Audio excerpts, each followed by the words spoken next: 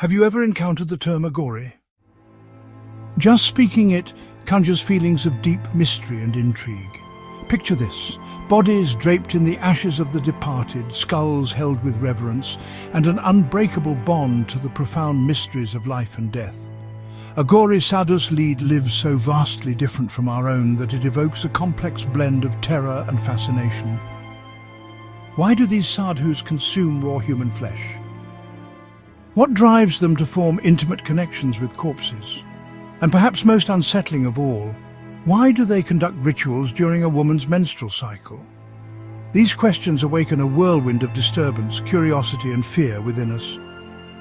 Have you ever wondered why Aghoris choose to dwell and practice in cremation grounds, or places that many of us would avoid even in the brightest daylight? What urges them to engage in bizarre tantric rituals, to partake in acts that seem to defy all logic and human understanding? Who are these individuals who blur the lines between life and death? How do they find meaning in what others see as chaos? What hidden truths lie behind their shocking practices? For centuries, their rituals, miraculous abilities, and unique way of life have been cloaked in mystique, inspiring a blend of fear, curiosity, and wonder. Today, we embark on a journey to uncover the astonishing truths of the lives of true Aghoris. Truths that are both unsettling and captivating. These revelations will challenge your beliefs and compel you to view the world through a strikingly different lens. This isn't merely a documentary, it's a journey into the unknown. A journey that will leave you questioning everything you once believed about spirituality, life and death. Stay with us and be prepared to be truly amazed. Before we dive deeper into our journey together, we have a small but heartfelt request. Creating these documentaries requires a significant amount of time, effort and passion. Our goal is to bring you exceptional content that inspires and enlightens. If you find joy and value in what we share, we would be incredibly grateful for your support by subscribing to our channel. Your subscription not only encourages us, but also fuels our motivation to craft even more compelling and meaningful content for you. Thank you for being a part of our community. Your support truly makes a difference. Now, let's get on to the topic. The term aghora is derived from Sanskrit, combining two words, a negation, and gora, which signifies the obscurity of ignorance, but also conveys intensity, depth, and fearlessness beyond darkness. An Agori can be simply defined as one who follows the path of aghora, a path of evolution and spiritual realization. It begins with the most animalistic aspects of humanity and evolves stage by stage into what can be called a liberated soul. The journey from Pashu, animal, to Vira, hero, to Divya, divine, to Bala, child, Unmata, crazy, Pishacha, spirit, and ultimately to Avadhut, synonymous with ascetic or renunciate, one who has transcended worldly attachments and dualities. The Avadhut sees the one in everything. The practices of these sadhanas are often secret and deeply personal, passed down only from guru to disciple. Without the loving guidance of a guru, these practices can become perilous for one's mental health. In Vamachara Tantra, practitioners tread a razor's edge. The path is direct, yet a single misstep can lead to calamity. This journey appears detached from traditional Hindu philosophies, revealing a little-known reality within the Indian ascetic landscape. The ritual practices of Aghoris symbolize their non-dualistic beliefs. The corpse upon which they meditate serves as a symbol of their own bodies, representing the transcendence of the lower self and the realization of the supreme self. The theme of death, so prevalent among Aghoris, serves as a constant reminder of our mortality, challenging us to transcend the duality between life and death. By breaking societal taboos, they awaken to the illusion of this world, paving their path toward liberation, moksha, and the realization of unity with the Absolute. For Aghoris, the conventional Hindu distinction between pure and impure is merely an illusion. The term Aghori is enveloped in sacredness and power, believed to hold the capacity to liberate individuals from the clutches of evil. Yet the history and origins of Aghori ascetics remain a profound mystery, intricately woven into ancient tantric traditions that have captivated minds for centuries. It is said that during the 7th and 8th centuries, the roots of Aghori ascetics were intertwined with fierce tantric sects such as the Kapalikas and Kalamukas. These ascetics engaged in practices that shocked the senses, using human skulls for sustenance, performing rituals that involved offerings of meat and alcohol, honoring corpses, and even participating in human sacrifices.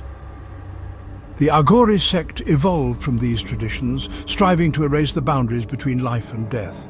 They are ardent devotees of Shiva in his Bhairava form, dedicating their lives to the pursuit of liberation, moksha. The path of Agor sadhana is not for the faint-hearted. It is a journey marked by challenge and mystery.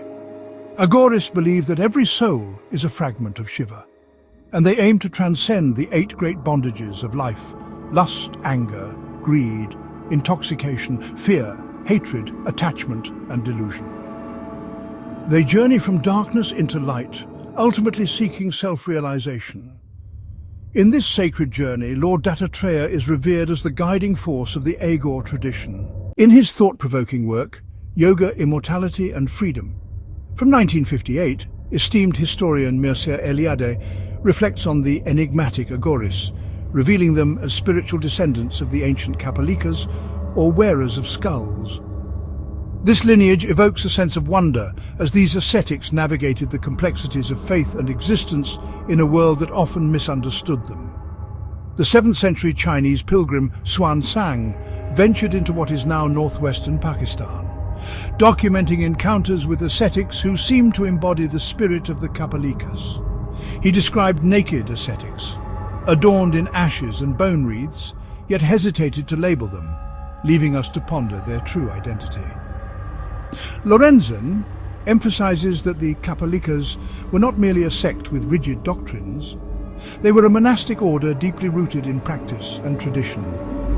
Their legacy thrives today, giving rise to the Kulamaga, a subsect of Tantric Shaivism that preserves the unique essence of the Kapalika way. Interestingly, some of their practices have permeated Vajrayana Buddhism, sparking ongoing debates among scholars about the influence between these spiritual pathways. Today, the Kapalika tradition lives on in its Shaivite descendants, notably the Aghori order, Kaula and Trika traditions, each carrying forward the torch of this fascinating heritage. Like the Aghoris of today, the Kapalikas rejected societal norms to pursue the path of ultimate liberation. The rituals that others found horrifying became their tools for exploring the secrets of life, death, and the divine. These practices inspired tantric traditions like the Kulamaga and left traces in spiritual paths beyond Hinduism, including Vajrayana Buddhism. The Aghoris trace their lineage back to Baba Kinaram, a remarkable ascetic believed to have lived for 150 years, passing away in the late 18th century. Baba Kinaram's life was a testament to the extraordinary. At the tender age of 11, he left home in search of a guru and ultimately met Baba Kalaram, a disciple of Lord Dattatreya, who initiated him into the Agor path. Under Baba Kalaram's guidance, Baba Kinaram delved deep into the mysterious principles of the Agor scriptures, becoming a skilled practitioner. In the heart of this spiritual tradition, Lord Aghora emerges as a powerful and transformative figure, an antinomian incarnation of Shiva intimately connected to the sacred yet often daunting realm of the cremation ground. His legendary presence is woven into the fabric of faith, particularly in the poignant story of his appearance before the young ascetic Baba Kinaram atop the revered Mount Girnar in Gujarat. In that sacred moment, a profound connection sparked between them. Lord Aghora offered not just teachings, but his own flesh as prasad, a blessing transcending the physical realm. This deeply intimate act forged an unbreakable bond steeped in love and spiritual depth. Through this extraordinary gift, Baba Kinaram awakened to the remarkable power of clairvoyance, gaining the ability to peer into the very depths of existence, a transformation that forever altered his path. This pivotal experience solidified the sacred relationship of guru and disciple, creating a lineage that would shape the Agor tradition for generations, echoing with whispers of divine wisdom. Baba Kinaram's spiritual odyssey reached a breathtaking pinnacle when he encountered Hinglaj Mata, the revered goddess of Agor sadhana. In a hidden cave in Balochistan, she graced him with her presence, bestowing a divine mantra and a skull, cherished symbols of Agor practice, reminders of the delicate balance between life and death. With a heart full of purpose, Baba Kinaram later established the Krim Kund ashram in Varanasi, a sanctuary dedicated to preserving and spreading the Aghori tradition. Even today, the Aghori ascetics residing at this ashram continue to follow his teachings, engaging in sadhana that resonates with the power of the divine. It is believed that this sacred practice bestows supernatural powers, weaving the past into the vibrant tapestry of the present. At the heart of Aghori philosophy lies a profound understanding that everything in the universe is interconnected, a beautiful tapestry woven from the essence of Brahman, the ultimate reality. This belief resonates deeply within the hearts of Aghoris, who perceive the soul of every individual as a reflection of Shiva, the supreme manifestation of Brahman. It fosters a sense of unity and belonging in an often fragmented world. Monism is central to their understanding. Aghoris embrace the idea that all existence springs from the same source, reminding us of our shared humanity. They view the universe not as a collection of isolated parts, but as a harmonious whole, inviting compassion and understanding. In their journey, non-duality emerges as a guiding principle. Aghoris hold the conviction that the opposites we often cling to, light and dark, life and death, are ultimately illusory. This realization encourages them to transcend dualistic thinking, embracing the complexity of existence with open hearts. The pursuit of liberation is a deeply ingrained aspiration for Aghoris, who strive to break free from the relentless cycle of birth, death and rebirth. Their quest is not merely a personal endeavor, it is an invitation for all to seek freedom from the chains of worldly attachments. Aghoris embody a spirit of non-discrimination, believing that every aspect of nature holds its own significance.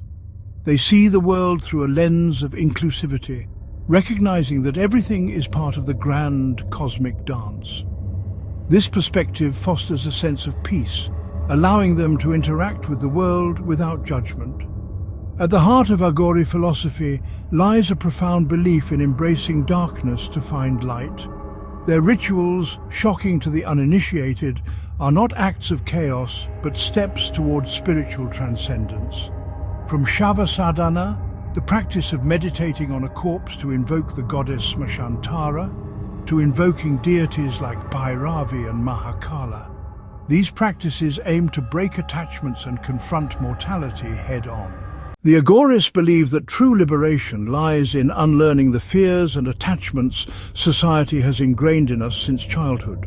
Just as a child plays without discrimination, whether in dirt or with toys, Aghoris strive to shed the conditioning that separates us from the universal truth.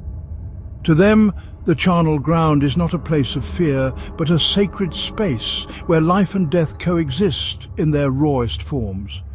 Their rituals may seem grotesque, but they are acts of surrender, a way to dissolve the ego and merge with the divine. Whether it's meditating on ashes, wearing bone ornaments, or chanting in the dead of night, every act is a step toward understanding the primordial essence of existence. This journey is not for the faint of heart, but for those who dare to confront the ultimate truth.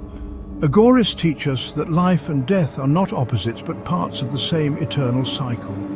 Their practices challenge us to question everything we think we know about spirituality, morality, and the very meaning of life itself. In their pursuit of liberation, Aghoris embrace the virtues of simplicity and gentleness. They approach life with a tender heart and an uncomplicated spirit, understanding that true wisdom often lies in the quiet moments of existence. This gentle pursuit encapsulates their philosophy, reminding us all that the path to enlightenment can be found in the simplest of acts and the softest of hearts. Are the Aghoris misunderstood seekers of truth, or do their ways hold keys to knowledge beyond our grasp? As we delve deeper into their world, we may discover that the answers lie not in judgment, but in understanding. Types of Aghori practices. The Aghoris perform three primary types of spiritual practices: Smashan sadhana, shiva sadhana and shav sadhana. All of these rituals are conducted in cremation grounds. Shav sadhana, also known as corpse meditation, is performed by Aghoris, adept in tantra under the cover of night. During this ritual, offerings of flesh and liquor are made to the corpse. It is said that when this practice reaches its peak, the corpse speaks. This practice is observed in sacred cremation grounds like Kamakya Pith, Trimbakeshwar, Ujjain and Tarapith, where only Aghoris are permitted entry. In Shiva Sadhana, Aghoris sit beside a corpse offering flesh and liquor, then stand on one leg atop the corpse, mimicking the posture of goddess Parvati's foot on Shiva's chest.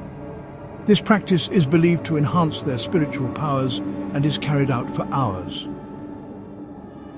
Smashan Sadhana differs from the others, as the deceased's family is also involved. Instead of focusing on a corpse, the ritual emphasizes the shav pith, a symbolic representation of the corpse. Offerings of milk-based sweets are made instead of flesh and liquor, creating a bridge between the sacred and the communal. Through these profound practices, Aghoris invite us to confront our deepest fears and embrace the interconnectedness of existence, reminding us that the journey toward liberation is as much about understanding as it is about surrender. In this video, we have embarked on a profound exploration of the Aghori tradition, delving into the meaning of aghora, uncovering the origins of this mystical path, and discussing the revered founder of the tradition. We've traced its rich history, unraveled the philosophy that anchors their beliefs, examined the various types of Aghori practices.